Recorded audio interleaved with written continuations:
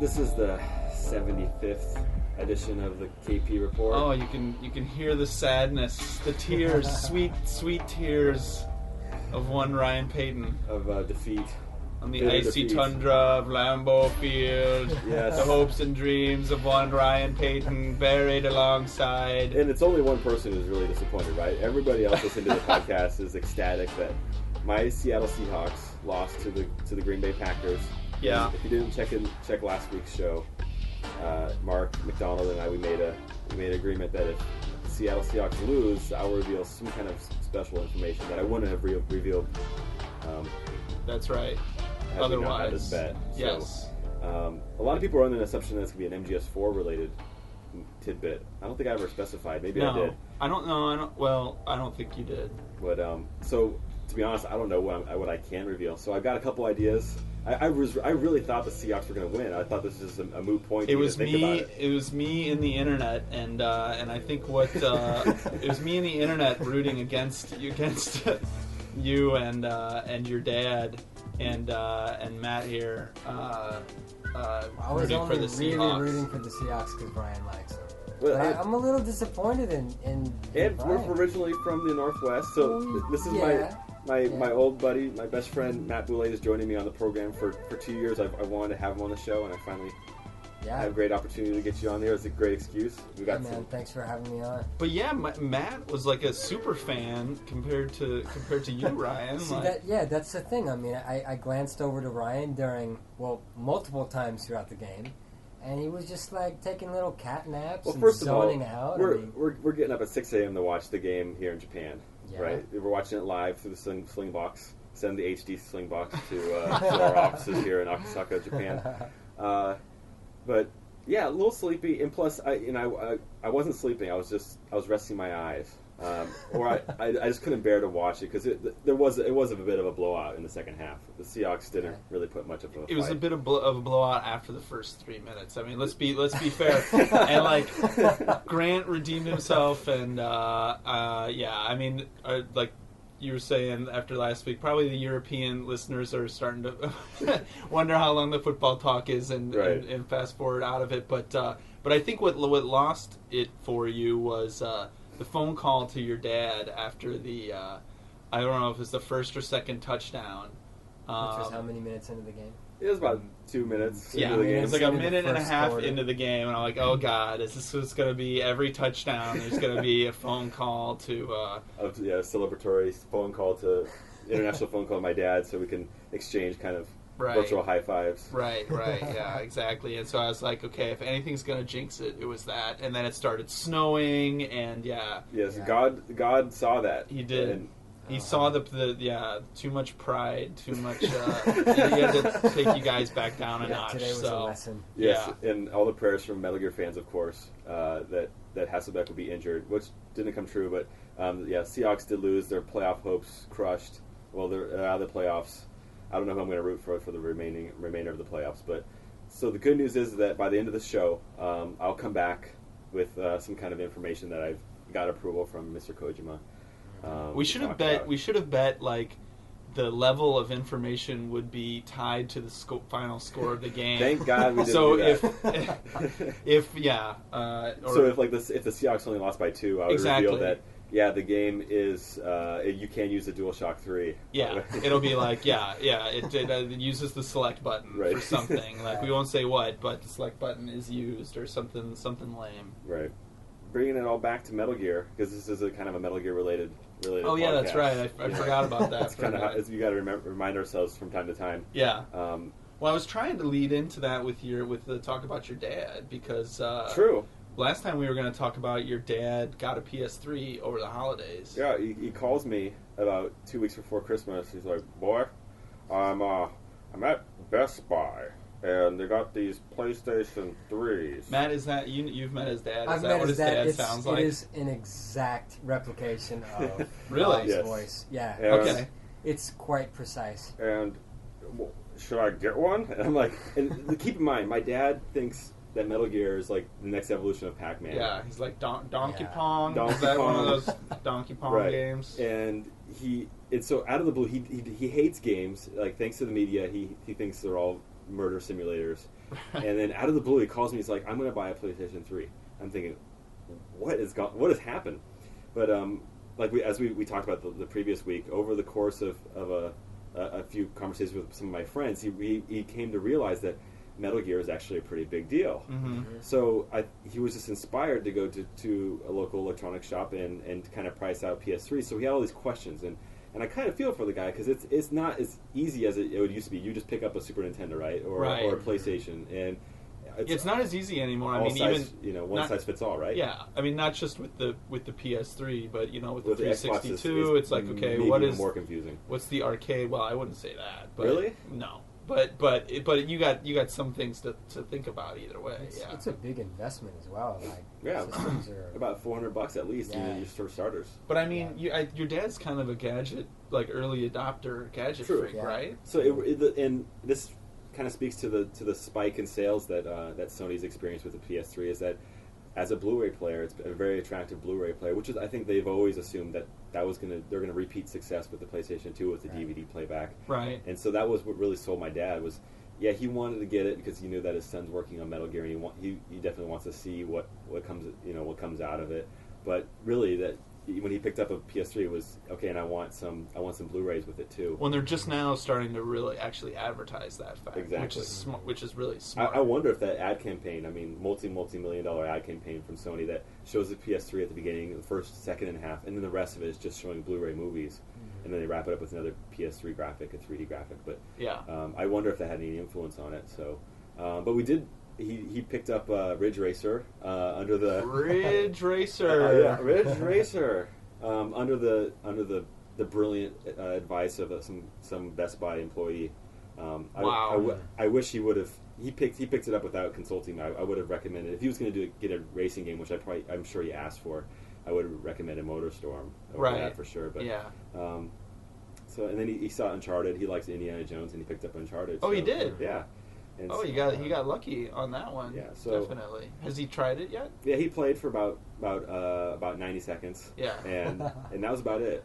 It's the dual analogs for people who aren't really right or you haven't forget really grown up with it. Yeah, it's a tough concept. Controlling both at the same time, even controlling a character in a 3D space. For somebody like that is probably weird. I mean, Mario 64 took time for people to kind of grok, right. And then that was just the one stick. Sure, and you could play through Mario 64, and like Ratchet and Clank too. I think you can actually play with it without even having to mess with the camera. I watch a lot of Japanese people just use the left analog stick because the camera kind of corrects itself. Right. And I think that's really the way to go to get lots of people involved in the game. But for most gamers, controlling the camera is half the battle, right?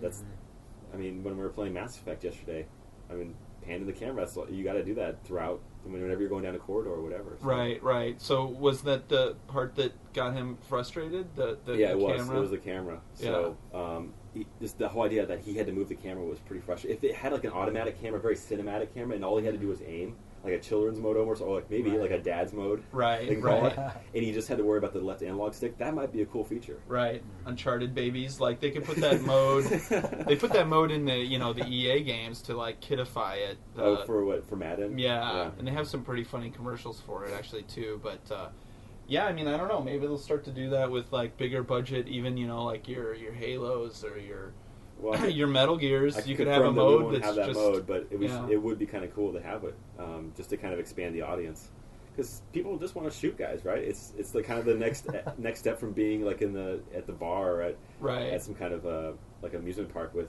like playing Area 51 or Lethal Force or whatever. You know what your dad really probably should have bought? A Wii.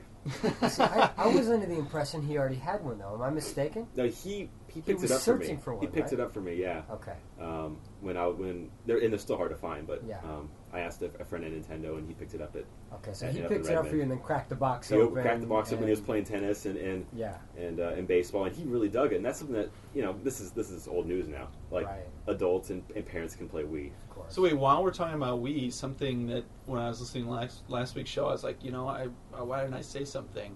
You were really like, we were going off on like the dearth of good games on the Wii, right? Yes, Good yes. adult games on the Wii. Yes. So you work at a game developer. Yes. So why don't you do something about it?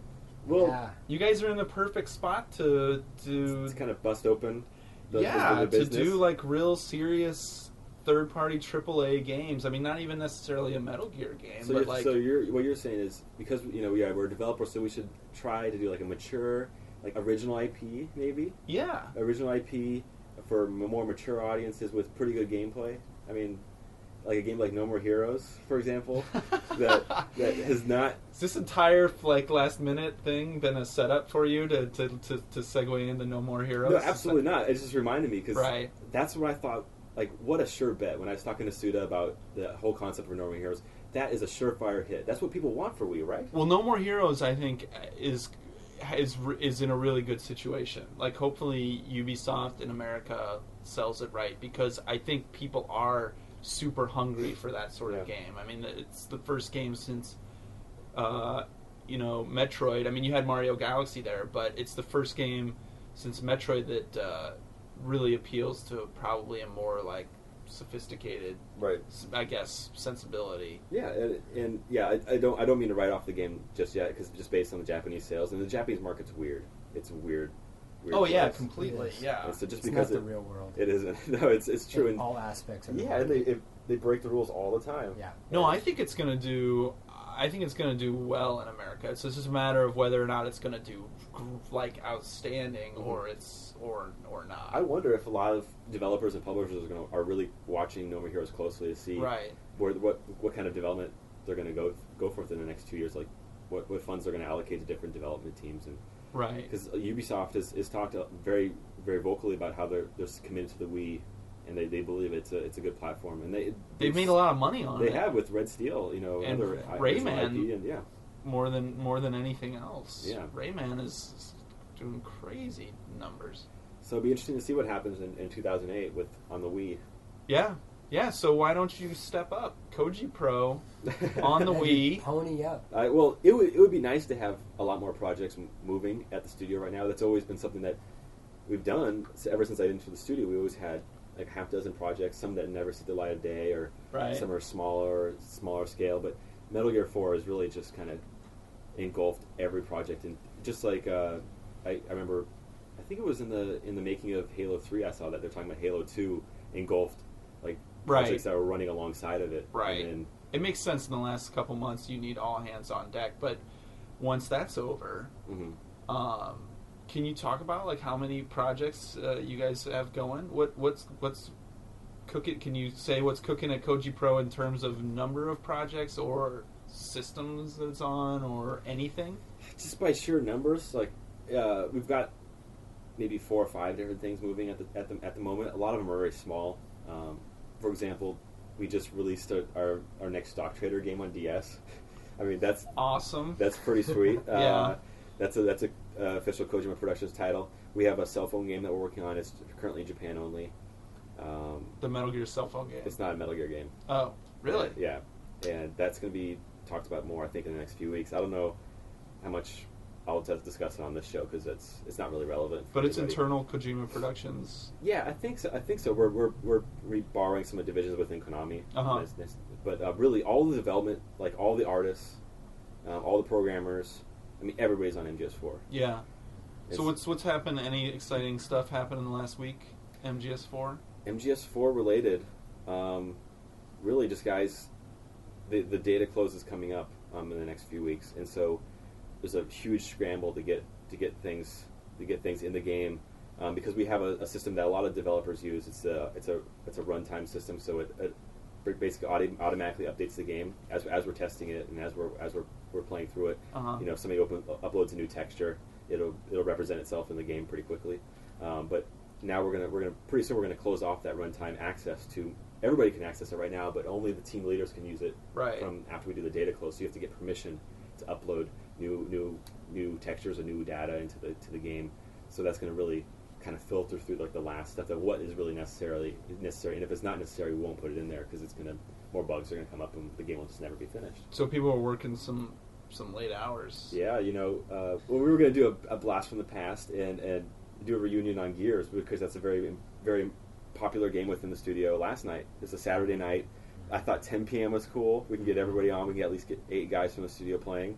2 guys showed up. Everybody else was still at the studio, still working. Ouch. Well, that's good news probably for most people that are listening yes, to this absolutely. that don't care about the health or well-being exactly. of anybody. They just want to see a good game. True. So. And people were excited they wanted to play, but yeah, I mean, obviously work came first, and people were probably wondering what I was doing at home, kind of like an idiot, just sitting there waiting for people to join. On your hammock, sipping your lemonade, exactly. sending off emails. Yes, fix this. Be sure to get this done. But Yeah. I put in my time on Saturday. I was there for a good full day. Yeah. But so that's kind of the update. Not a whole lot of really exciting news. Just like the final. Like I said, we're getting near that final push. So your dad has a PS3. Has it all ready for when you bring home? Hopefully, you can get him a copy. Yeah, I will definitely hook him up with a copy. I don't know how many minutes he's actually going to play it. Right. So is he online with it, with his PS3 and everything? Yeah, yeah. We went through your favorite process of updating the PS3. Oh yeah, that's great. The system firmware. How do you like that? He went and got like a cup of coffee, I think, during that whole process. I really there was a couple things about opening the PS3 that really so there was some good things that happened, some things I realized that really needed to be fixed, or I don't know if they could even be fixed. But one thing I was surprised by was when he opened up the box, there was no HDMI cables. I didn't know that for the 40 gig, and it really it scares me. It worries me how many people around the world now with high definition televisions have composite cables hooked up to their that's the problem. Flat screens, and it's not that it doesn't ship with an HDMI cable. It shouldn't ship with an HDMI cable. It should ship with the same thing that a 360 does, which is a component cable. A component cable that can be composite if it needs to be. Right, exactly. You can switch it back and forth. And I don't even want to see a percentage of people in the States or in Europe and even Japan that just don't know that they have to hook up an HDMI cable or composite cables to get the high definition feed. I wonder how many Xboxes and PS3s are out there that are running in standard definition on flat panels. When you guys are playing in the studios and stuff like that, do you always have it hooked up through HDMI? That's the thing. Some poor guys, they have to hook them up to standard definition TVs to make sure all the text fits in there and it's readable. Yeah. Which is kind of a pain in the ass. I think this is like some kind of growing pains for the industry that we have to worry about this. I hope 5 years from now we don't have to worry about it, because that's how we design our menus now and design things in the game to make sure that it fits not only for high definition, but it also makes sense and is legible on SD as well. Yeah, you don't want to end up with like a Dead Rising situation. Right, or I think, did Lost Planet go through something like that? Lost Planet, I think they fixed it a little bit. They made it a little better, but Dead Rising was horrible. But I don't think it's going to be just the next 5 years. I mean, it's basically however long anyone is going to have a standard definition TV, or any sizable chunk of the population. You don't think some developers are going to just go, hey, if you don't have SD, then you're not really experiencing our game anyway, so screw it? No. No? I mean, they shouldn't. Yeah. Yeah. I mean, you can have a different mode. Maybe it'll be default to HD, and then you have an SD mode that looks like, those books that you buy for old people, or those phones where the buttons are just like a foot tall. I mean, it'll look retarded, but it's like you got to give people the option, On the brighter side, though, it does force us to be less wordy in our explanations of weapons and things. In a certain sense, that's good for us. But so I was kind of surprised by that. And then he also couldn't input his name and his address when you're registering at the beginning of the PS3 using that interface, the text input interface. That was impossible for him. Yeah. One thing that was really interesting, and I wonder if people playtest this, and maybe Sony playtests it and realize they can't do anything because the PS controller has been around for like a decade now, or over a decade, is that my dad, when he was going to move on to the next menu, he was pushing the select button. Yeah, so that I've never heard. I mean, I'm not saying that it's not a legitimate thing for somebody to do, but I've never heard that. But I guess it makes more sense. Like, I want to select this. Yes. Yeah, he moved the cursor over to the next page and he pushed select. Interesting. And I was like, Dad, you have to push the X button, and he's like.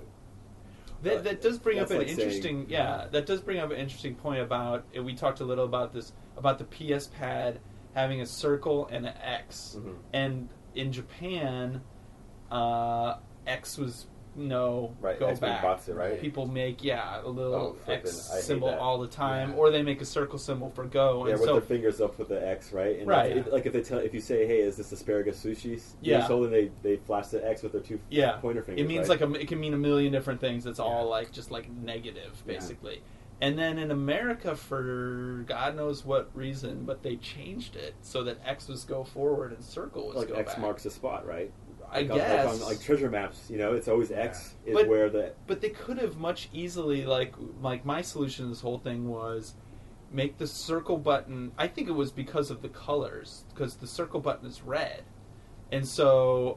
red, that means no right. in America and doesn't in Japan. Like a red circle can mean correct here, right? So they just make the circle button green in all territories and the X button red, and then you're fine wherever it goes. But Metal Gear Solid 4 is the first one, right, where they're actually changing it for America. Metal Gear somehow got away with keeping the Japanese way, which made it even more confusing because you've been trained by every single other PlayStation 1 or 2 game to know that X's move forward, and Metal Gear messed it up. Right. I remember showing off Metal Gear Solid 3 Subsistence to press before its launch, and you hand them the control pad, and then they're trying to select something, and it takes them out of the menu, and it's so ingrained. I forgot, I'm playing Metal Gear. That's right. Okay. Yep. It's so ingrained. It takes you usually it takes me an hour into any new Metal Gear game at least until I stop just going into the menu and then back out accidentally. Well, here's a little fun fact. Actually, Metal Gear Solid 4 won't be the first game that is in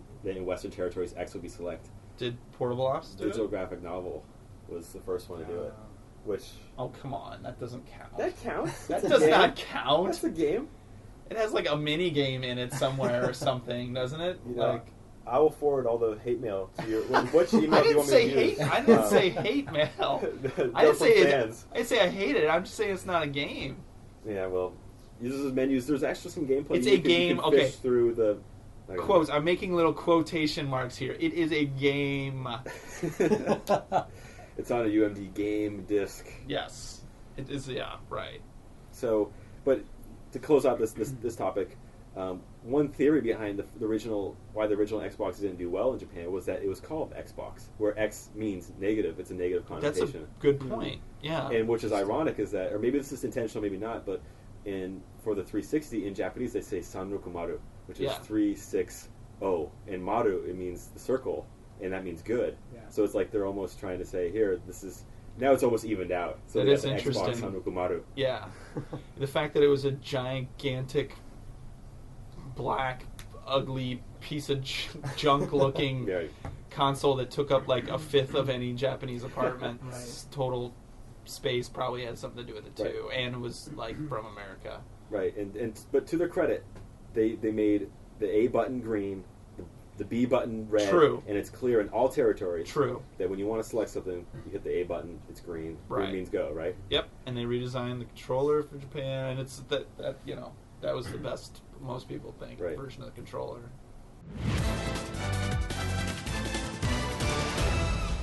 All right, so back from a little break, we had to watch another exciting American football match. Yep, the inevitable happened. Yes, Patriots remain undefeated. That's right, the Patriots. What a great segue. It is exactly the La Lulu Lay Low will remain undefeated. So yeah, we were talking last night about. Something that you're kind of into, Mark, is watching game replays.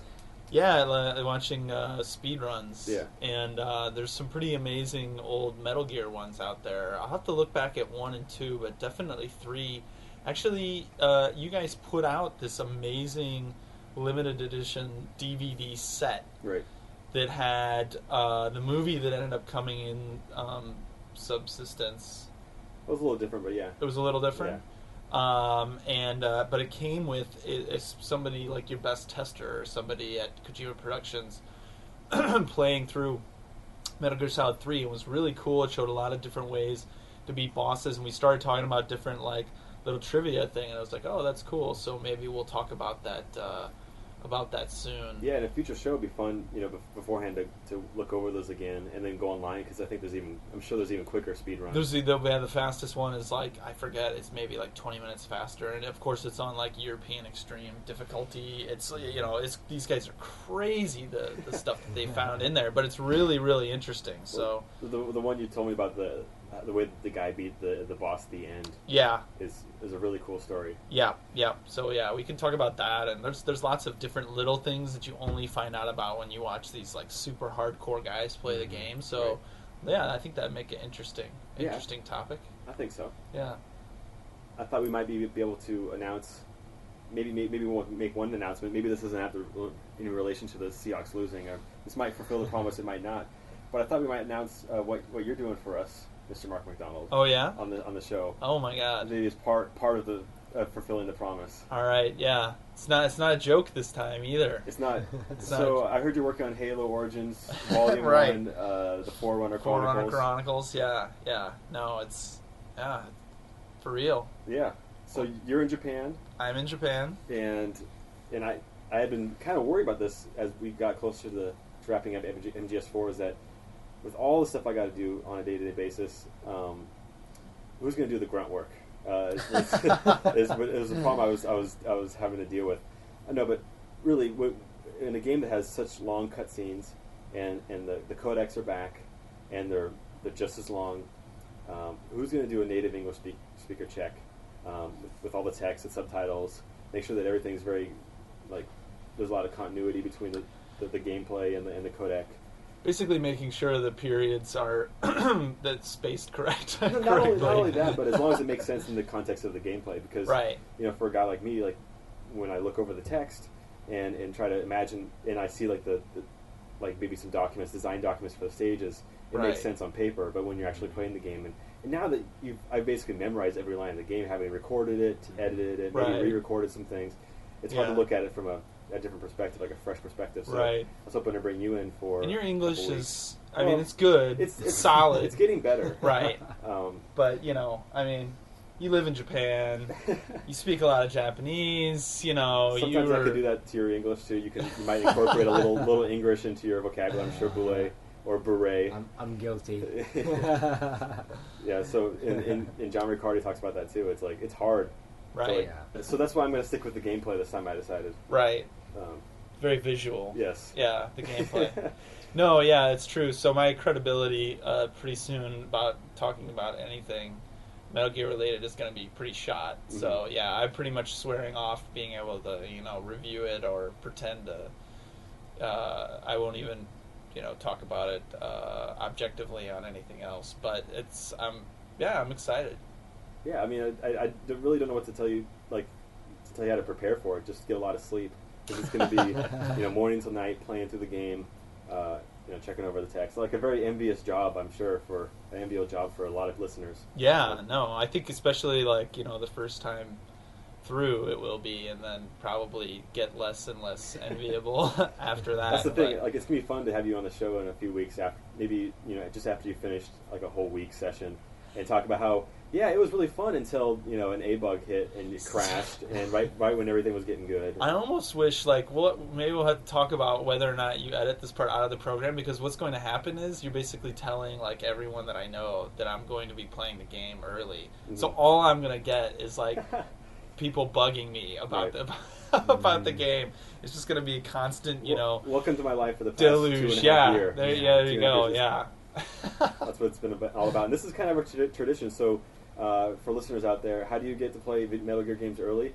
Be friends with me. That's right. Like my buddy Boule here. Yes. He came in and did the same thing for me for Portable Ops. Yeah. Your name doesn't appear in the credits because it was totally last minute. Oh, no it was worries, before the dude. credits were done. No, I didn't take it personally. Don't worry about that. No, it was fun. It was a lot of fun, though. Was it really? Do you want to talk about how we did that for Portable Ops? Well, yeah. It was an interesting experience for me, especially being a diet gamer. Read not hardcore like you guys. I like that term. I haven't heard that before. So I got to go into the Konami office back when it was in the previous location, and we just kind of played through the game. But yeah, it was a lot of fun. Yeah, so. It was kind of it was like Ghost Town. We did it at Roppongi Hills, and it was on a weekend. Yeah. And I called in a bunch of guys early in the morning and had them play till the evening. And of course, you can't go through portable ops unless you're a speedrunner, in one sitting and in that amount of time. So just had them play as much as they could that day, and then I called in some other guys to play the remainder of it some other days. But yeah, it was really just to get the English perfect, because again, it's harder to stay objective after you've seen the same line over and over again. Like writers can attest to this as well. Yeah. And it gave some good feedback, especially about the beginning of portable ops, which I was most worried about, concerned about as far as gameplay is concerned. That it takes a little while to get into. Once you get your characters and you start recruiting characters and you have your own unit and you kind of have your personalized unit, that's when it gets interesting. But it's that first 2 hours. It's if there's any kind of hiccups or anything that's frustrating, I want to get rid of those as soon as possible and kind of clean it up before we put it out. And I got some really great feedback. So well, cool. I don't want to downplay it. I mean, it's like it was a lot of work because like we had to go through like all the text and. I mean, it's a meticulous job, so I mean, you've got your work cut out for you, Mark. Yeah, especially people in QA can attest to. I mean, and that's a full-time job, 12 months out of the year. That's an amazing thing. Yeah, I don't know how I mean, I'm sure I'll gain a whole new appreciation for it after this, because even, playing a game for review when I had to jam through something can be pretty intense, but still, I mean, it's just because you have, you're worrying about writing about it over your head, but you still do get to enjoy it. You don't have to concentrate really like on where the commas or or like that sort of thing. So yeah, I think I'm ready. I think I'm ready for it. Well, I'm sure listeners are eager to hear what you have to say about it, and it'll give a fresh perspective to the show. When I can talk about it. Well, we'll be able to talk a little bit about the game and we'll integrate it into the next in the next couple of shows. So cool.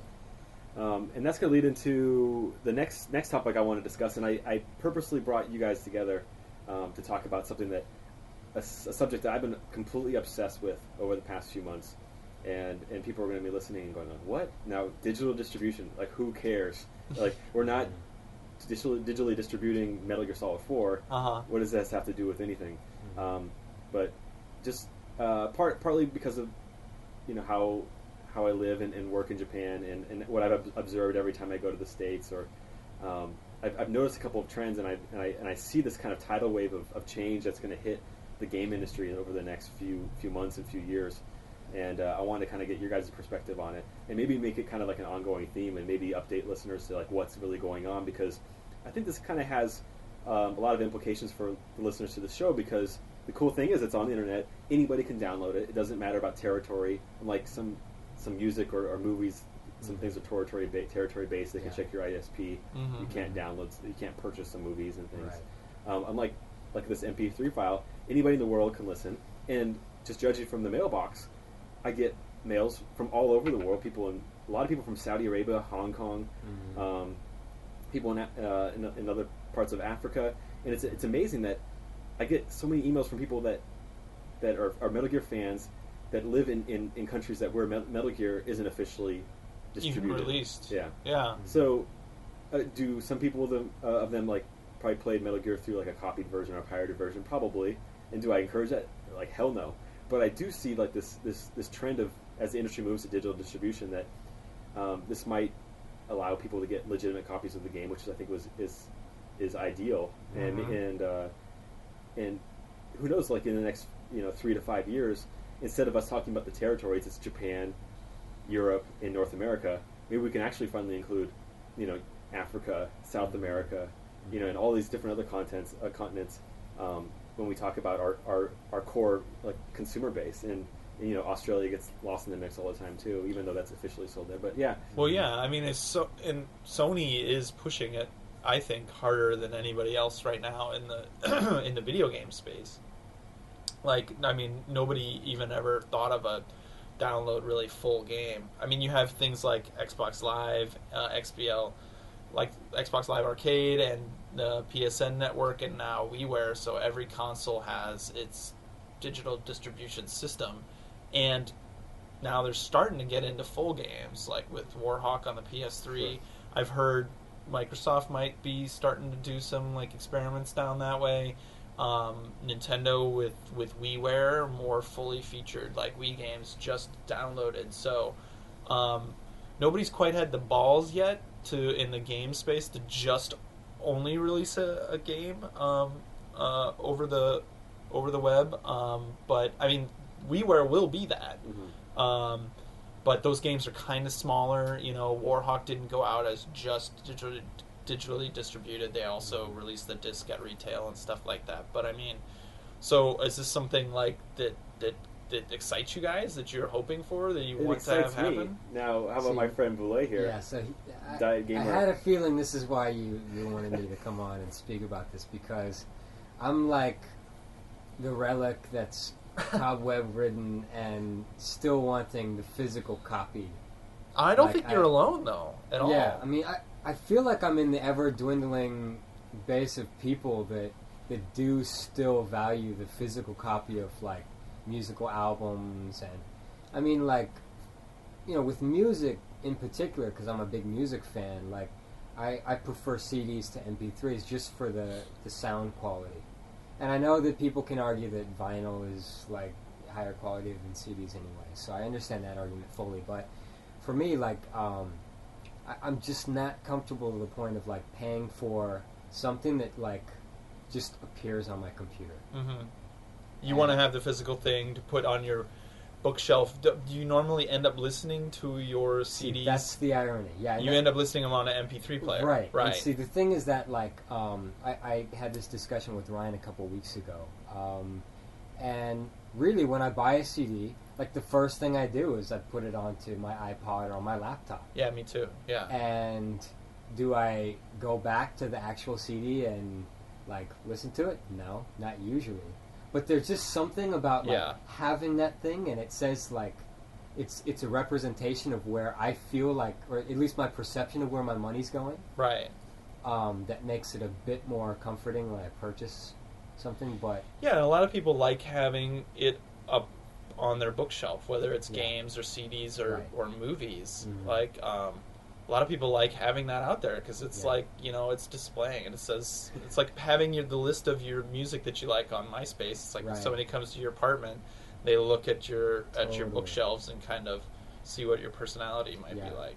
But for you, you just moved, you know, out of your apartment in San Francisco. Well, yeah. So I realized, and I had, you know, 6 of those IKEA bookshelves just full of games and music and movies, and I realized, like, you know, I can really condense what I need down of this into, like, a little 1 CD holder. Yep. And especially the music, I was just stacking all my CD cases in there and just being like, you know, why do I have these? And I definitely, like, have I definitely share, like you're saying, love for having the thing and putting it up away somewhere. But, like, I can see how it's going to move towards, like, less and less. I don't care as much about it now. Right. You know, everybody's bought probably an album by now on iTunes, where you never get the physical thing. Well, almost everybody. Actually, I have not. Really?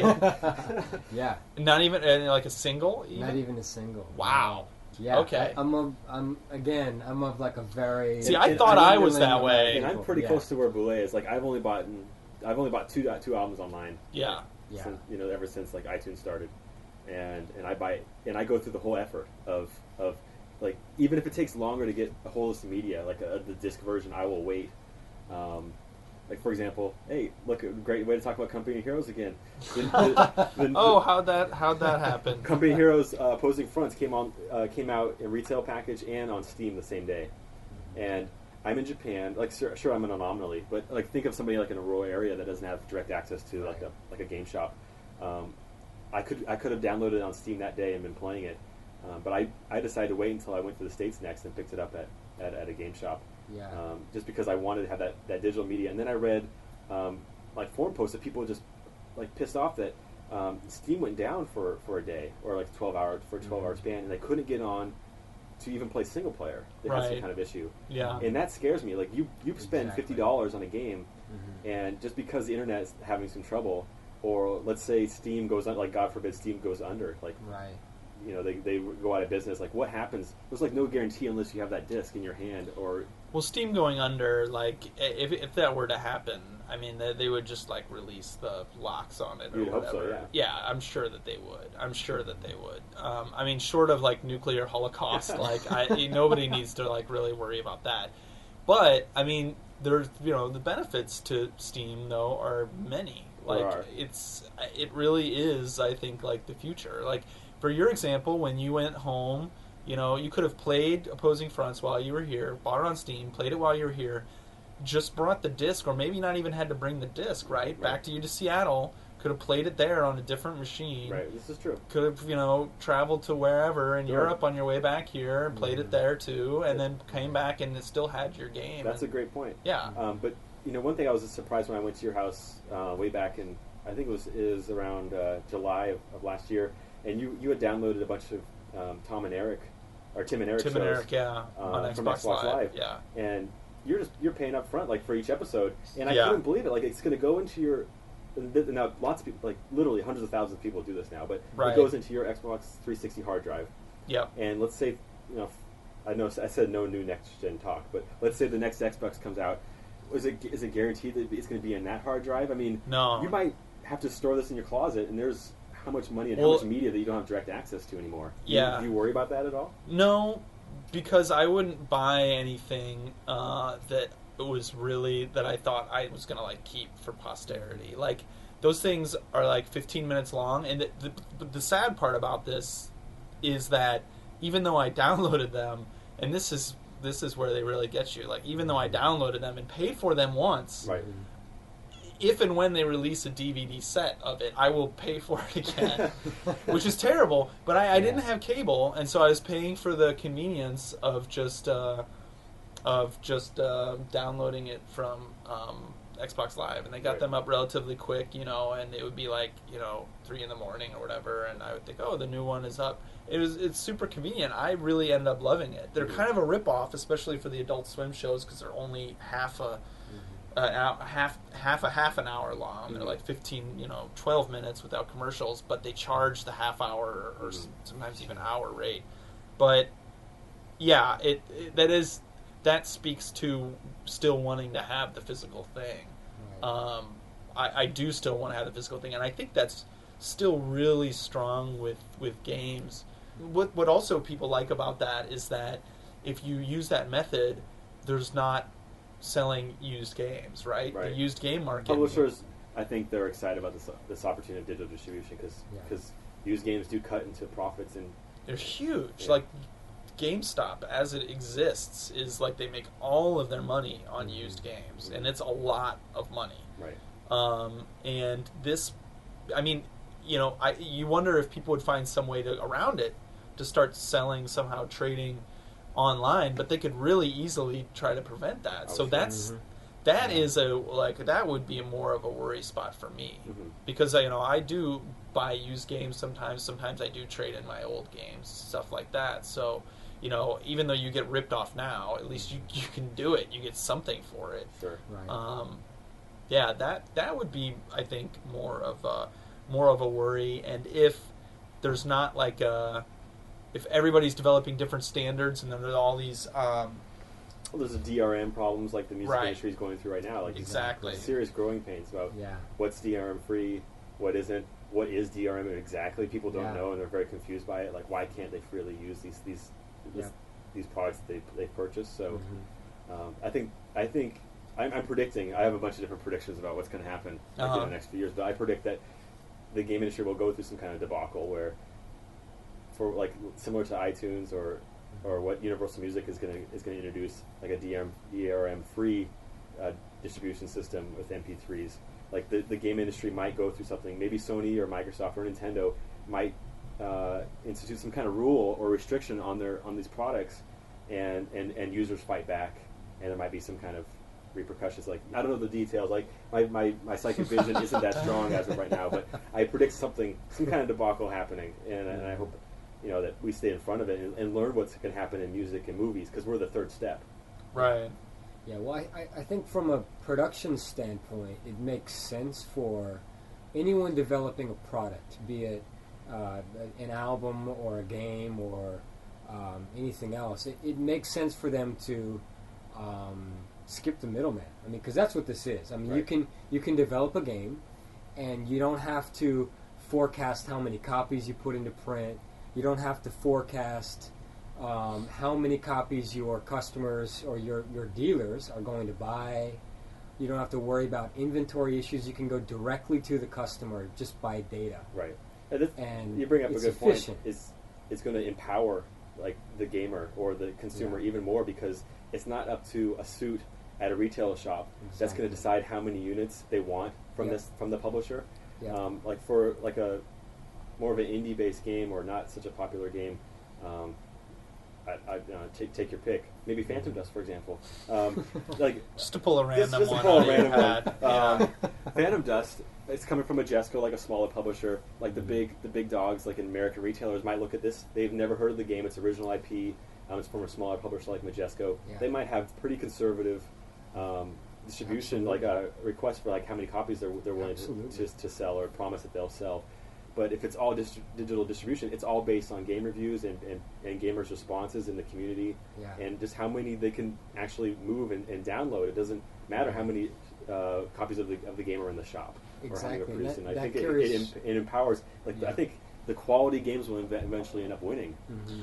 Well, it's actually I still think you'll have. It's still not going to be like quite a level playing field. Like it will be more level, but you still have like marketing budgets and that kind of thing.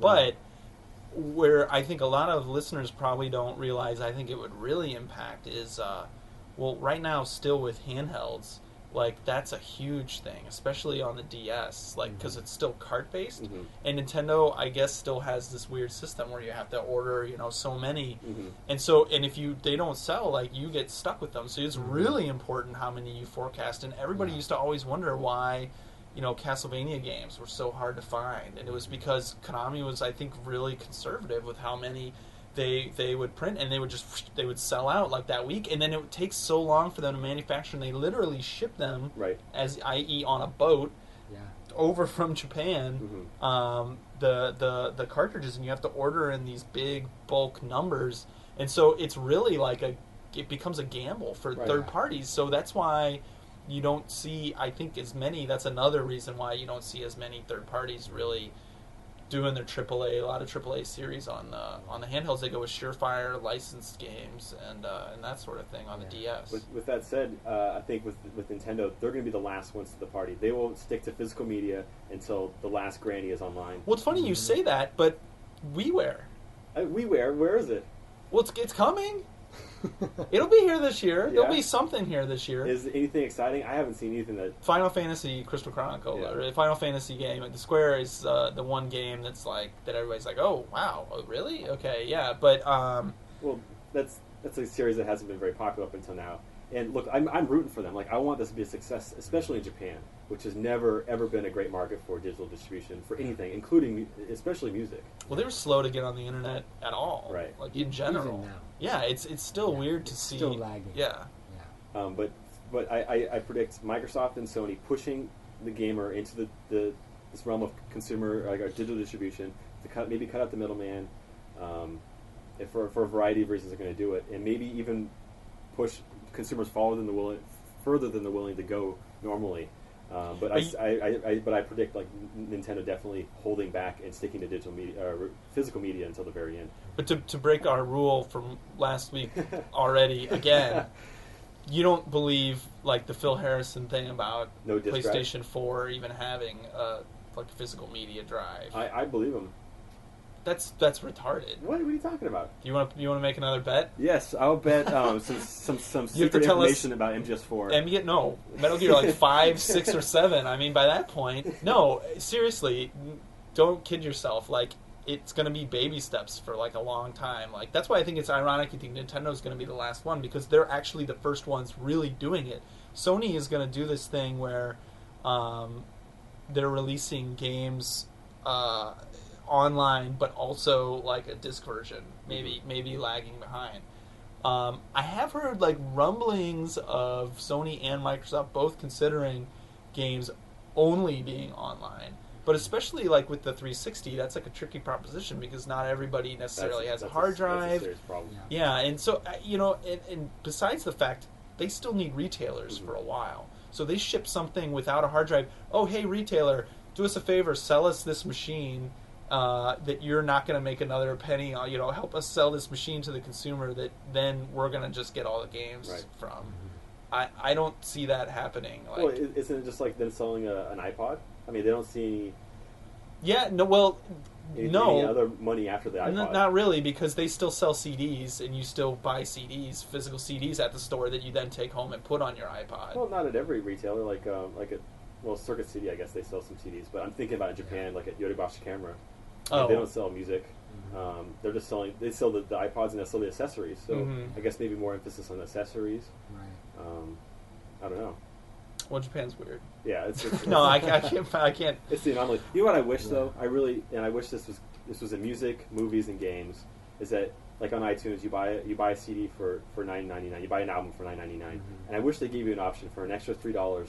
We'll send you the jewel case and the CD. I don't care how long it'll take. Yeah. Like they will send you the booklet, right? I want the physical media. I want the music now immediately. You don't want to burn your own.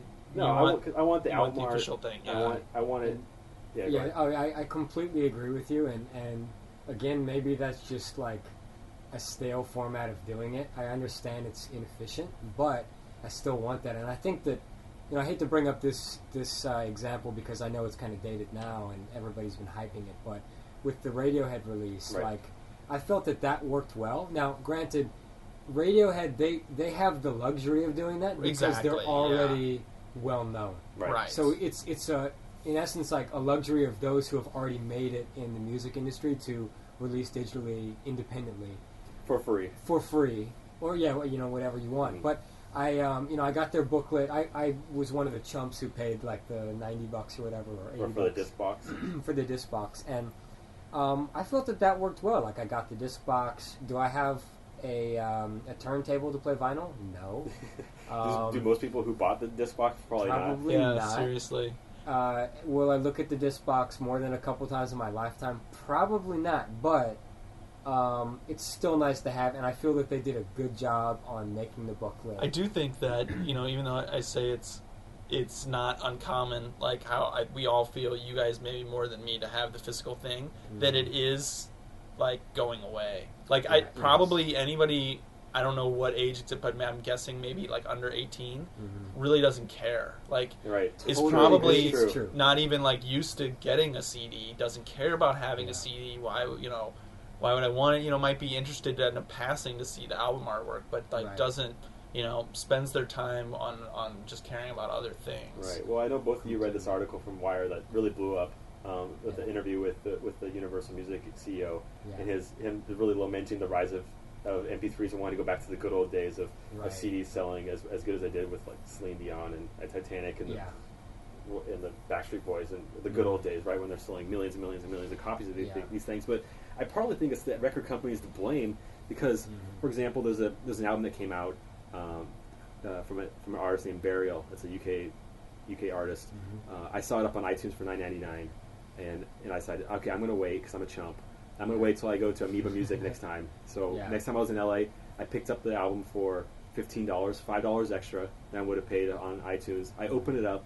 There's no art. It just says thank you on the inner sleeve, and there's the disc. And I was like, thank you. I'm a chump. Like you proved my point, but I'm still sticking to digital physical media up until this point. And as we move forward with the show, like I want to like our listeners to write in and like their comments and their experiences. Yeah. It's interesting to hear because I know, like logically, I know that it's going to be phased out, and I know why, and it makes sense. But I'm still just kind of like clutching onto like the Boule, you were going to be the guy, like the Ruby Ridge kind of style guy, who is going to stick to the CD format. When they come for your CDs, right? Exactly. You'll have the shotgun out. So like when you have your own house, he's going to be the one who's going to be outside, like unplugging an internet cable, like that's going to be powering his garage door. Or controlling I'm a freak. And so I'm a paranoid. You're an anomaly, but there's a certain respect. Like you can respect that to a certain extent. So is this something you guys ever talk about, like in the studio? Oh, absolutely. Yeah. Like I wanted the first digital graphic novel to be sold on iTunes actually, and it was people like looking at me like, "Are you crazy?" And I think it has to do with my environment that iTunes isn't that big of a deal in Japan. But it actually comes into play when we start talking about manuals and packaging for MGS4 because we're working on that right now. And how far do we go with the manual? Because look, I'm a sucker, and I'm a hypocrite because I talk about how much I want these, like the physical media for games or for movies and for music. But I bought like a ton of CDs when I went home for Christmas, and how many of those liner notes I look at, like maybe one of the albums. And same for Metal Gear. I suspect, unlike outside of the hardcore guys, who's really going to look through the manual? That's like it's a sign of failure now. I mean, it's kind of weird, but it used to be like, oh well, it says so in the menu. You didn't even read the menu. I mean, maybe way back in the 8-bit days. But now it's a sign of failure. Like, it's almost like an unwritten rule that if the player has to go to the manual to learn something, then you've failed. And I also think it's a failure on the part of the game designer, because now, unlike... That's what I mean. Right. Yeah. I thought it was a failure as a player. No, it's a failure. No, failure as a game designer. Like, that's now like one of the rules. Yeah, it's true. And I feel like a failure as a player. You've always been a failure as a player if you've had to go to the manual. Well, maybe not like a long time ago when we're watching Game Center CX, for example, when this Japanese dude's playing all these old school Japanese games, and he has to open up the manual sometimes to figure out what's going on. He's terrible at games. Granted, he sucks at video games. As a whole, he sucks, and I think also he's kind of playing on that. Like he kind of exaggerates how much he sucks. Right. He jumps into some pit holes. I don't think. I know your little conspiracy theory. I don't believe that. It's true. I don't believe that. But he does like pull out the manual from time to time. But he's not like a typical gamer. And if we look back at MGS1, that's a game that requires a manual. Right. Or actually requires the box. Right. The CD case. Yeah. What's on the back of the CD case. Right. And that's something that's kind of it'll be forever in history. Something you can't take away from that game, that the package really had something to do with the game, whereas you really can't say that maybe 5-10 years from now. Right. It might be like you have to go to some website. Right. I mean, they could still make you have to open up the binary code. So at the end of the day, how important is the manual? I know people are going to write in saying it's very important. It's very important to us because we're going to study every line and every piece of art that's in there. But really, we have to think about this as far as cost is concerned, and what we want to shove into this box. Should we go for a 60-page manual, or should we just make it really brief and do a 16-page manual? Because there's a limited amount of space in the box, right? I mean, you have to kind of simplify what you want to include. One of the things that I worked very, very hard on with the 20th anniversary box set, I was trying to get it out into Western markets. It came out last July in Japan, and the funny thing about that box, and if anybody who has it will know what I'm talking about, is that we have every single manual from all the games, like the original manuals. So like it's thick. The Japanese manuals are even thicker than the ones in Europe and America, but these thick ass manuals, and then we just have the whole box. Half of it's just the manuals, like just stacked of paper. and one idea I had was, if we're going to do this box set, was that we would just combine all the manuals into one really slick, maybe 16-page, really brief manual about the fundamentals of the gameplay, and then just let the player decide from there on out. But I appreciate it. Well, I know that means nothing to you. I know and I have a fan in that Boule. All right, man. Well, I think that'll wrap up this my digital distribution section, my DDD triple D section here for now. But we'll go into your favorite section, the mailbox. Yeah.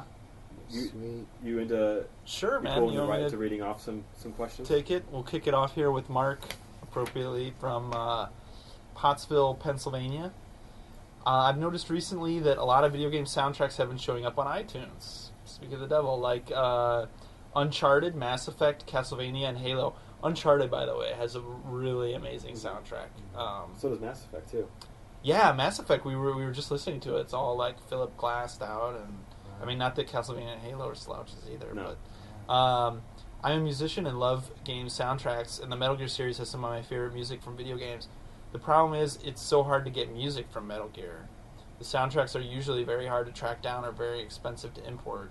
I would love to have some more Metal Gear music I could listen to on my iPod at work. Any thoughts about releasing them on iTunes? Yeah, I mean, it's nice to dovetail, like just right out of this conversation we had. And I can't make any announcements on right now, but that's something that we definitely recognize, is that with physical media and shops like Tower Records closing down, and now HMV shifting from music to games and movies, the shelf space and like you're only going to get the big hits at retailers from here going on here and at the safe bets.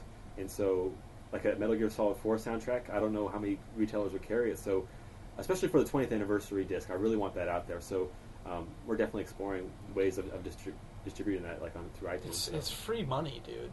Like, I mean, somebody has to recognize it's just free money. Right. It's That's money the cool just thing, left too. on the table. Oh, yeah. Yeah.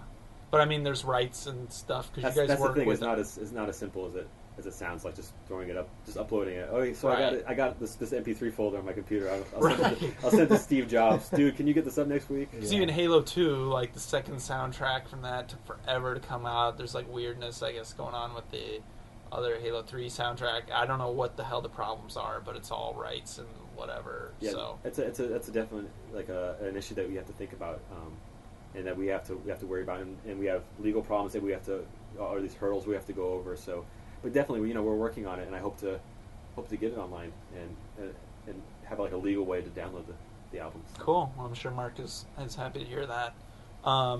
Jabot from just the USA says, "Hey Ryan, in the last Kojima Productions Report, you said that the game will still have a worldwide release, like I think he means simultaneous, Right. near simultaneous worldwide Mhm. release, like maybe within the same week is what we were talking about. If that is still true, then why have I read that Metal Gear Solid 4 would be released in Japan first and then released everywhere else a month later? I read this in several magazines and websites." Really? I haven't read that in any Yeah, I haven't magazines seen or it website. either. And I just want to emphasize this on this show too, just in case people didn't check out last week's show. It's simultaneous worldwide release. They released it. It hasn't been set. We're still talking about it every day, trying to figure out the strategy, like what territory gets it on what day. It's really based on ship dates, like when it will arrive in the retailers, what's fair. So anything that you've seen in the news, just ignore it until you hear from the official source. Can you hint at like a month at least? I'll listen to you. Which month? Listen to you. Well done. Well done. Well, we're saying Q2, and Q2 for Konami is April, May, June. Ahmed from United Arab Emirates writes, "I'm from the Middle East, and we were just as pumped up about Metal Gear Solid 4 over here as anywhere else in the world. However, please be gentle in your portrayal of the Middle East. Many people actually believe that the entire Middle East is a war zone." I like that mail that came in. Yeah, it's a valid comment, you know. I mean, we've played through the TGS build. Yeah. From the portions that I played through, it was very gentle. It's a very gentle portrayal, and it's a Metal Gear portrayal. You're not going to be like, I mean, it's a violent game by nature, Right. so It's fictitious. So I mean, like literally, these guys are like creating the world. So of course, it's not going to be. Well, we don't name names, yeah. and it's a very vanilla Middle East, and that's very intentional. And maybe that's what his argument is that why clump everything in the Middle East together? Obviously, like there's conflicts in the Middle East, but why do you have to just name it the Middle East and have a conflict in Metal Gear Solid 4? So everybody thinks that that's what the Middle East is like. Well, first of all, like, yeah, I understand what you're saying, but yes, people could get that image of the Middle East is just like that. It's like a war zone everywhere you go. But those people are stupid, and you gotta ignore them. And people are ignorant. And I hope that we're not encouraging those people anyway or empowering them, because we've been very sensitive about how we portray the Middle East. There's no Arabic writing. There's actually a section that Mr. Shane Bettenhausen noticed in the game that I named the Medina, and he put it in his one-up article. He thought it was a reference to Medina, which is a city in Saudi Arabia, which it was, and actually I was referencing the name, the word for like middle of a town, and so we did some more research on the word, and it actually also could mean holy city apparently. Now I still have some.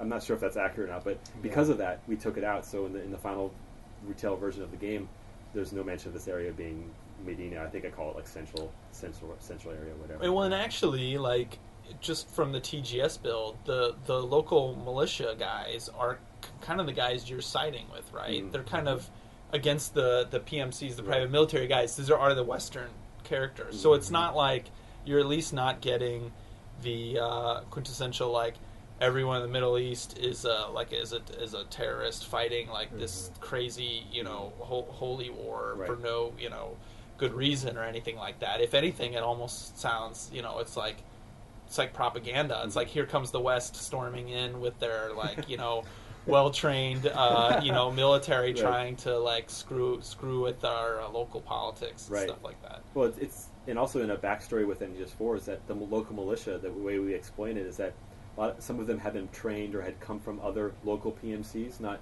part of Liquid's army, but just other kind of military companies. So you basically have people from different parts of the world doing battle in different parts of the world. So you have maybe people from Australia and Sweden and Japan working for one PMC, and then another team made of like an American and a German and a Chinese guy and another team, and they're fighting in the Middle East. And that's the problem that we're kind of talking about, is that it's 2 different battles that are taking place. It has nothing to do with nationalism or culture. It's the business of fighting, and that's a statement we're trying to make in the game. Exactly. Right. So I think Ahmed will be pleased with the outcome. That's what I think we'll try to be as sensitive as possible, and I think we've done a good job so far. So. I think so too. Well, and here's another sort of related letter. Ray of Doom from England writes, I used to live in Saudi Arabia. After Metal Gear Solid 1, I became a huge fan and wanted everything Metal Gear. I had no access to action figures and other stuff, so I decided to make my own figures. Wow. A Genome Soldier, Snake, Meryl, and Wolf. I then decided to make huge 3-foot Metal Gear Rex out of cardboard. Awesome. Wow. That's really awesome. It took me 3 weeks to make it. I would build it outside in the yard in the heat every day after school. I cut myself so many times, I still bear scars on my hands. But it was worth it in the end. One summer I went on holiday, and I came home 2 months later to find it in pieces in the garage. My older brother decided he needed more space, so he threw it out. Wow. I live in England now, and I made a 7-inch Rex figure. I have pics on the MG Metal Gear Solid, the unofficial site. That's MetalGearSolid.org forum in the art section. I have more stories, but there isn't enough space in this message. I bet he has more stories. This guy's hardcore. Very much so. So you saw these pictures? No, I just when I looked up, I was trying to look them up. The unofficial site was down. I think they just got back online. Yeah. So just for anybody who's listening, just go over to the unofficial site. It's called MetalGearSolid.org is the address, and check out these photos. I can't wait to see them too. Crazy. Yeah. That's a hardcore story. Yeah, the guy cuts himself over it. He's still got scars bearing scars. That's amazing. So Julian from Canada writes in, I know you've been asked this over 100 times, but what was your experience as an English teacher like in Japan? I'm seriously considering applying for a teaching position. The 2 problems are that I don't speak Japanese and I have no experience teaching at all. I see where he's going. Yeah, he wants to know about, will they help pay for travel, accommodation, how does the whole thing work? What do you get paid? He thinks it sounds like it's too good to be true, basically. And to be honest, I get tons of emails about this. People are interested in coming to Japan, teaching English like I have done. And I decided to bring up Julian's email because I've got Matt here who was in the JET program with me. Right. And I thought maybe, it's not a myth. I mean, it's a pretty sweet deal. It's a very ideal situation. Although I think that it's still very important to keep in mind that it's a job, and so people need to still be professional when they're here teaching. I think that, granted, I've been out of the JET program for over 2 years now, so maybe it's different, but some people just take it as a further extension to college or when they've graduated from university, they come over here and just kind of kick back. But it's a very good situation. You don't need any prior teaching experience if you have a university degree. And of course, I'm speaking only for the JET program. It's the only program that I've taught with. I think Ryan as well, right? Yeah. I think you alluded to a good point, though, is that if you're going to do it, you got to work and don't.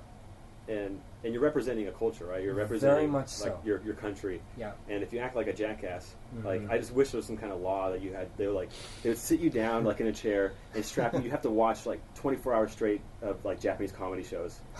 It sounds like my New Year's Day, and cause that's the only thing I really want to. The only point I really want to get across is that, look, it's a great opportunity to get your foot in the door, to learn Japanese, to make some cash, to experience a really cool culture, a very safe country.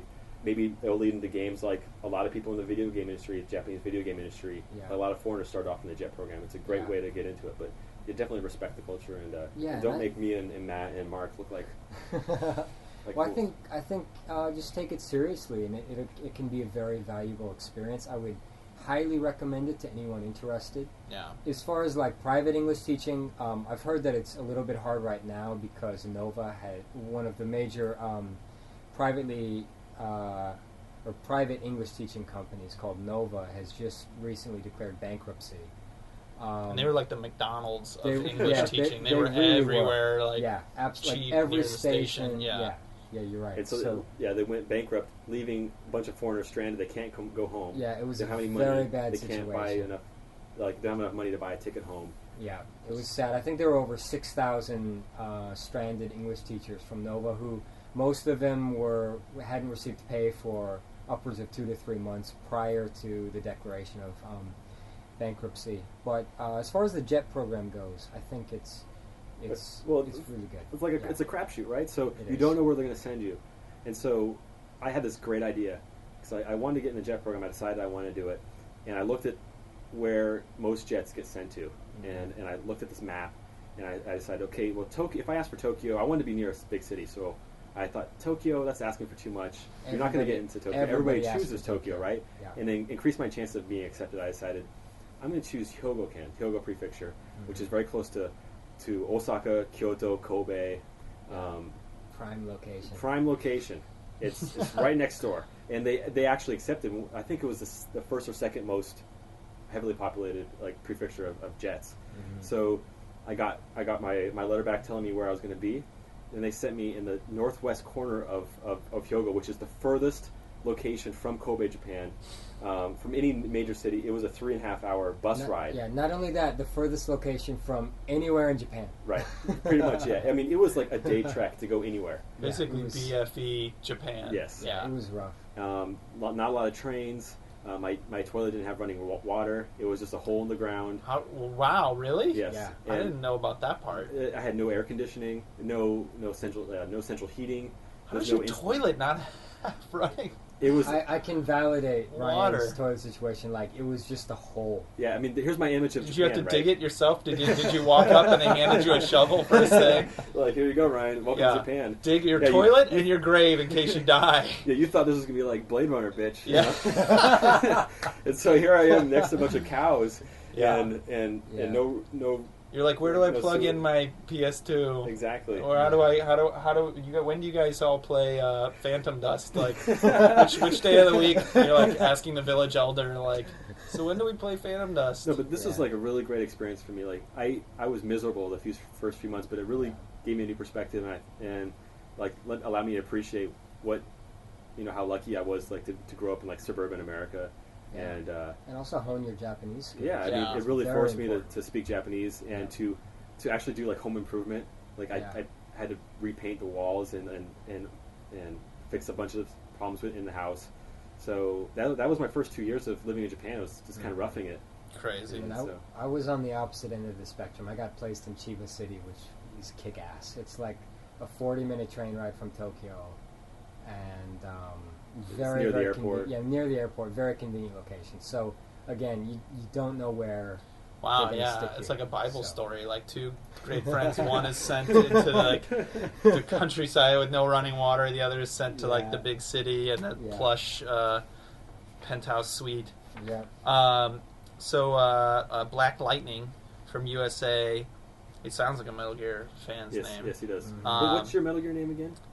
I forget. Oh, I forget what it actually is from the thing. I mean, last week was like Platypus Assassin, Right. But I don't know. I would accept. I would accept that. Of all the names. But I forget what there's that name generator, Right. which is pretty awesome. I thought we should I was going to introduce you as a platypus assassin. I was going to be like disingenuous, anteater.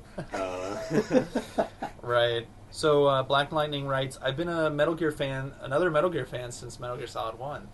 My favorite part of the series are the boss fights. My question for you is, what is your favorite boss fight in the Metal Gear series? You want me to start? Interesting. Yeah, go for Do it. you have one? Um, Or do you need time to think? no, I have a couple, but I can use a little more time to think. Sure. Yeah. I'm going to go with what has become I think the popular amongst the easy fans. one. The easy one. When I interviewed with at Kojima Productions, this was a question that Mr. Kojima asked me actually. Oh. He said, "What was your favorite boss fight?" And I went with the end. And he's That's what I thought. And he's like, a lot of people have been saying that, and at the time, it was still pretty. It was just like a half year after Snake Eater, but it's become like the classic boss battle. Right. And I don't know if I have to go into too much of like why it's so great, but it really had me rethink how to approach a boss battle, where it wasn't how do you kill a guy in the quickest amount of time, because that's what most boss battles are. It's like you kill him as quick as possible, right. You kill the enemy as quick as possible, so you can get to the great cutscene. How long did it take you, just out of curiosity, your first time? I didn't time it, but I just from what I remember, I remember I took my time and I played it the way it was meant to be played, even not having read about it or knowing. I just kind of adjusted my gameplay based on how the character moved and like the lines he was speaking to, which says a lot about the design of the game. And I adjusted. I played as a sniper, just based on the environment, and it took me about 45 minutes to beat him. And it was an intense, fun match, and something that most people who played Snake Eater or Subsistence will never forget. Yeah, no, that's true. I mean, I think that is the most unique boss battle. I didn't particularly enjoy it, and I know like I got tons of crap from other Metal Gear fans because I do like respect it, and it did impress me that it was different, and like, hey, this is a sniper battle, it's not going to be like he's on this, same screen and readily apparent like he's hiding. But it just annoyed me going back and forth between the different screens and stuff like that. So, but like, I mean, there's so many amazing boss fights. It's hard to choose from. But I think I would have to separate like cool concept boss fight, my favorite concept for a boss fight, and then my favorite actual like play mechanic boss fight. My actual favorite play mechanic boss fight might be Psycho Mantis from Metal Gear 1. Mm-hmm. Like, I was just really, you could figure out kind of quickly what you had to do, but not immediately.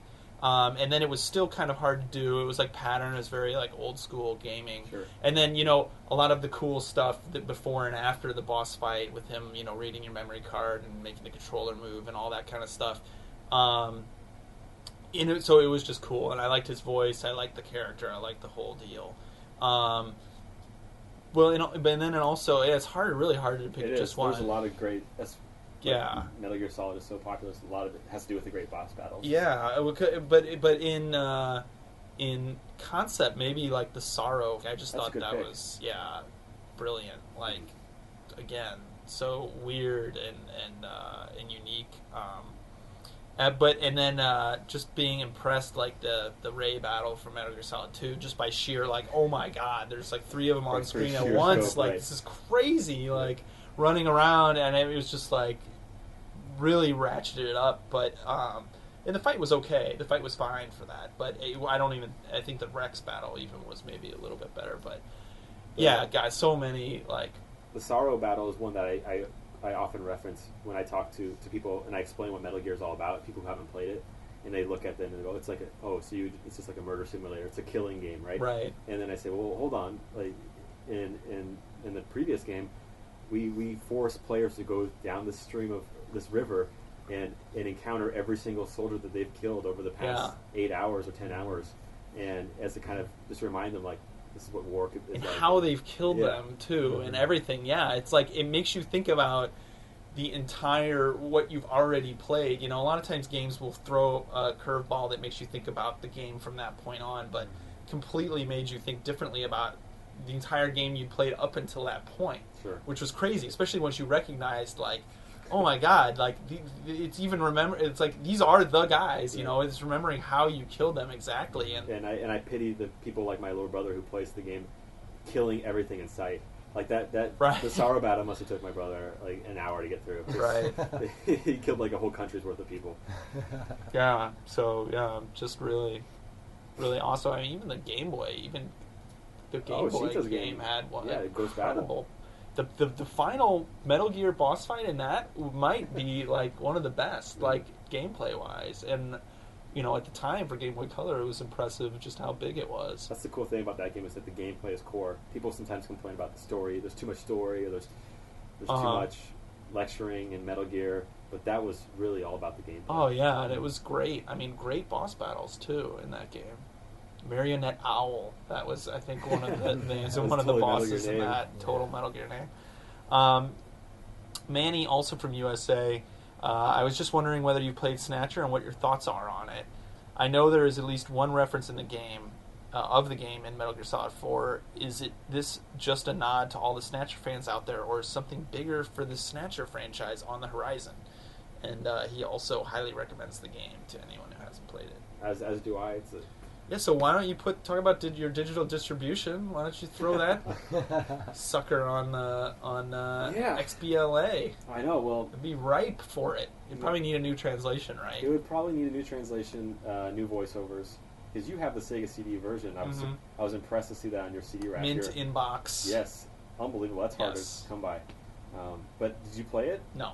I actually got that. That's why I brought up this. I've been holding on to this guy's question for a long time. It's one of my shames that I had never played it. I got that not that long ago, like in 2000. A friend of mine gave it to me. I don't think he realized what he was giving. He was like cleaning out his office at Ziff, at the video game book publisher I used to work at, and he gave that to me with a couple other Sega CD games, and I'm like, I can't remember if it's still sealed. It might even still be sealed. I don't think it is. We're gonna be getting some offers. So I wouldn't play that copy of it, like, no matter what. But I am ashamed that I haven't played, Police Knots and Snatcher. Right. It's one of those games I always meant to get around to, and never have. It's one of those games that deserves like the full treatment. Like it's funny, just like Blade Runner came out with the Ultimate Edition, right? They had 3 different styles, but like that's something that I think we should definitely look to do in the future, is because Snatcher, it just isn't that Sega CD version. It came out on a number of different platforms, like PC, with different stories. Like there was a chapter 0, right, and different approaches to the story depending on what platform it came on. And so I think really like the ultimate, so like the final cut of Blade Runner, like we really owe it to the series to kind of reapproach it. And just like Blade Runner wasn't afraid to retake and to reshoot one of the scenes where it looked really fake and Ridley Scott wasn't happy with it. You know what scene I'm talking about? No, I haven't seen it yet, but I heard about seen it yet, but yeah, they did that. I think they had like a mannequin crashing through the glass. Like I think it was one of the prostitutes. It was like that crashed through the glass. It looked too fake, so they actually redid it and they did it right.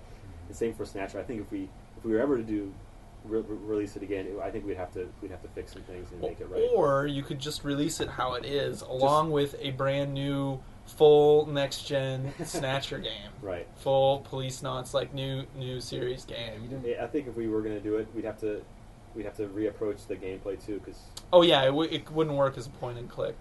And it's funny just talking to Aki Saito, one of the co-hosts of the show, about PC games and why PC games aren't popular in Japan.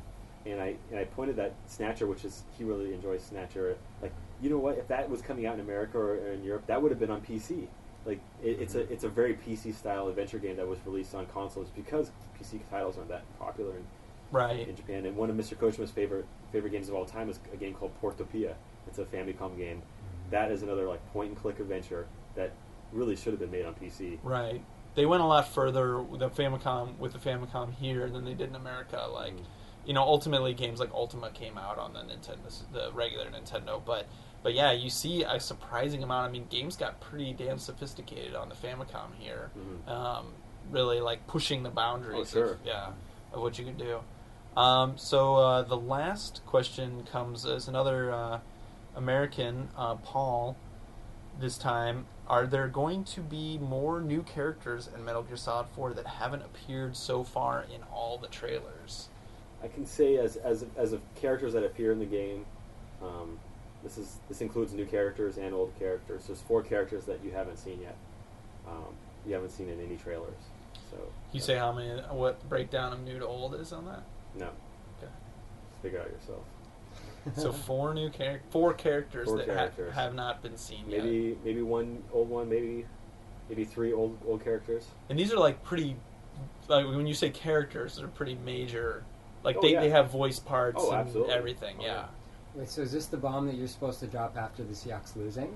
No, we haven't. You still haven't even gotten to that. You're gonna have to figure something out for that. That's the thing. I was checking some of the forums online. And by the way, we got to thank a lot of the guys that did the photoshopping of the Packers and yeah, there were two guys in particular whose names you'll have to edit in. I still haven't looked it up, but so and so and Who's It's did some really awesome photoshops of that. Old Snake in a Packers outfit. Yep. Yeah, that was very inspirational. Yeah. I like to think they had a little something to do with the victory today. And so, as I was looking at the forums, people were asking, we're saying, well, we'll give you suggestions of what to talk about. How about the release date? How about limited edition talk or new characters or whatever? And we have a set plan for like when we're going to announce all that big stuff. So later on in the program, actually pretty soon, after this, I have to chime in. Which I'll have to record later on in the week once I get some permission about some cool stuff I can talk about. The great thing about this game is that we have so many things that we've thrown into the title that we have to announce at some point. And as a collective whole, it's going to be massive. Like it's going to have people will be talking about the game for years to come, and just discovering stuff about it that they didn't know was in there. It really feels like a full package. Do you want to go make any? You don't want to make any predictions or promises for next week? I'm assuming, right? Not really. I think I've learned my lesson because I was actually interested in doing Double or Nothing. That the Jaguars are going to beat the Patriots. Thankfully, I didn't do that. Yeah, luckily there wasn't a space between the two games, or else, you might have gotten reckless. Right. So I think this is probably going to wrap up at least this section of the show. Thanks to Mark for joining me on the show again. Thanks for Matt for your first appearance on the report. It's been a long time coming. This is an epic program. I'm glad I could be a part of it. We have lots of listeners. I mean, we're approaching. We're no joke. We're approaching 100,000 listeners. Nice. Wow. Very impressive. God damn. I'm pretty proud of that because we started off with in the low thousands, like 2,000 listeners a week or 3,000 listeners a week. So that might even be optimistic. No, you're probably right. So. Oh, you're making me all nervous about what I say now with so many listeners out there. I gotta be more careful. That's why he told you towards the end of the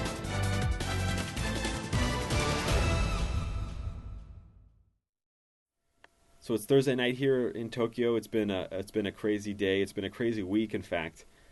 As I had this cloud over my head, thinking now how I'm going to fulfill my end of the bet by providing some kind of new information about Metal Gear. It's funny. A coworker pulled me aside today and said, "Now, Ryan, what do you look into? What kind of big info do you have? I read online that because you lost the bet, you're going to be revealing something very big about Metal Gear Solid 4." And I thank the shoddy translators over at HIDECHAN for that. But right, I have to fulfill something. So what I try to do over the course of the week is try to get permission to officially announce at least one of 3 products that are hitting the North American market in the summertime. Unfortunately, I couldn't get permission to talk about any one of those 3. But the good news is that we have these 3 products coming.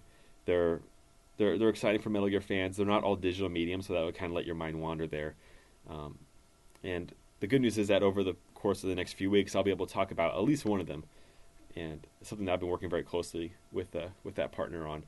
Now, I also have to hope to have Mark McDonald on the show to discuss these cool projects because he actually knows about them, and I think that we made this bet knowing that I could talk about it, but unfortunately, just the calendars didn't line up.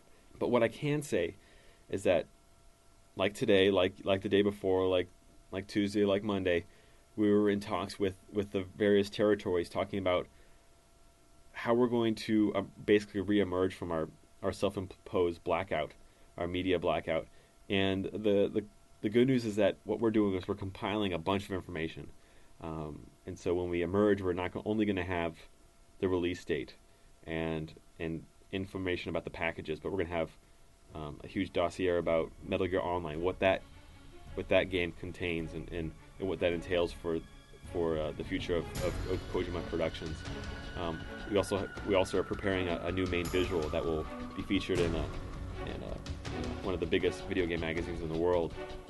So that's something to look forward to as well. So we're gearing up for this day, but that's the good news. So we're going to reemerge in a big way, and then it's going to be almost week by week, just a calendar of a set calendar of what we can talk about. So every week on the show, I'll have a new piece of content that I can disclose, and we can go into the details, because I know that's what you guys appreciate about this show.